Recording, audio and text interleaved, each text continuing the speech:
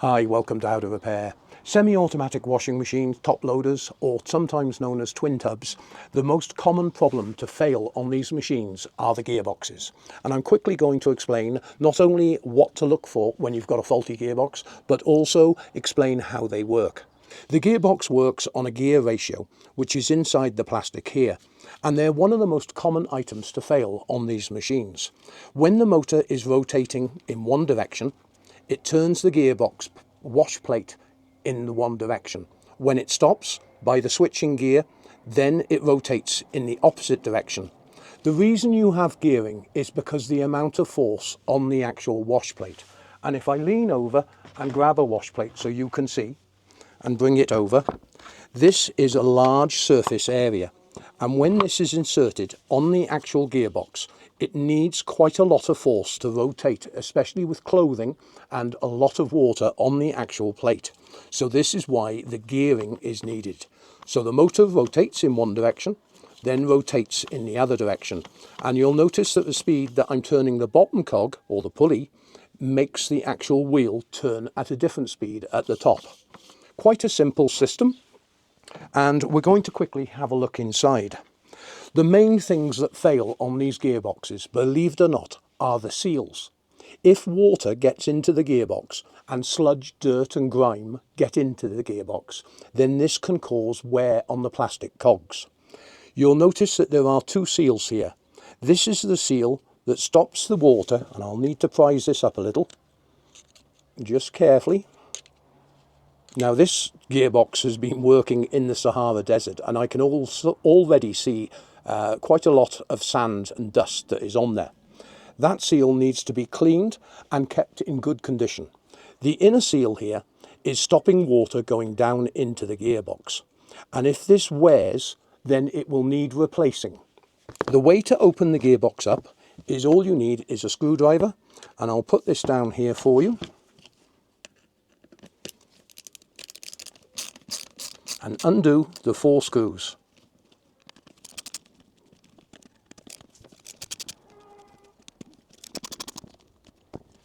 Once these 4 screws have come off, you're able then to carefully lift the top half away.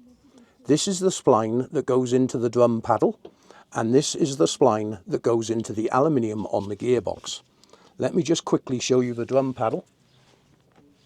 This sometimes is known as an agitator, a wash plate, and there are other names that people use for it. This basically goes in to a spline that rotates. And as the motor rotates in both directions, the paddle turns in different directions. The gearbox is there because the amount of force that is needed to turn the water and also agitate the clothes. This gearbox is new, and as you can see, it's in perfect condition and well greased up. You have 4 small cogs around the outside, and these cogs basically go into a threaded mechanism all the way round. Now, if you can imagine a lot of dirt and grime getting into there, of course, it's going to create wear on the cogs. So it's well worth inspecting to make sure that you don't have any problems. And I'm going to lift out the central unit, putting that down on a clean cloth because I don't want to get any dirt in there. You can see that we then have a secondary cog that fits on another spline. You want to inspect all these for any wear if you do have gearbox problems. There is plenty of lubricant in there and it doesn't need any more, but I will just lift up some just to place on the top, just to assist it when I put it back together. This system here, and if I flip this over, you can see that you have an aluminium plate, and if I bring this close to the camera for you, you can see the multiple cogs on the inside. These line up on the main cog, and you'll notice that there is a slight angle on the actual connections. This is to give it more force. Dropping this back down carefully and making sure to keep it clean, that is in good condition and ready to go back together. If you do have any problems whatsoever with your gearbox, you want to be inspecting all the cogs to make sure that none of them has sheared. Then to reassemble, you can actually just drop this down. But one thing worth noting is the actual seal, and there's a circlip here that needs to be undone Then the washer comes off, and then you would be able to take the shaft out. You would then be able to get a replacement seal if the gearbox was full of water.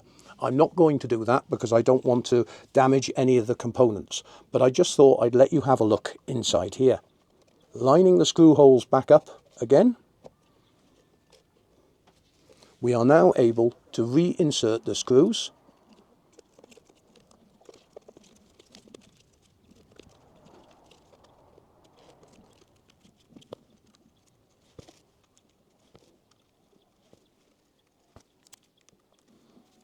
When doing these up, you only need to take them hand tight and quarter of a turn. Do not over tighten or you will strip the plastic, and do them up evenly.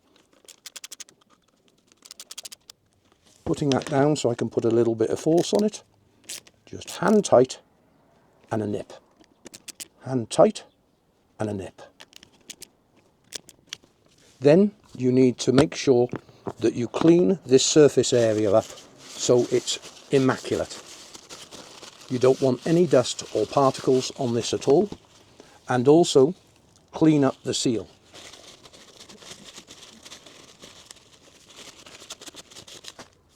Then this just slots on. I hope this little video helped you. We have a full playlist on how to dismantle these top-loading washing machines, how to maintain them, and common faults that can occur. Thanks very much indeed for watching.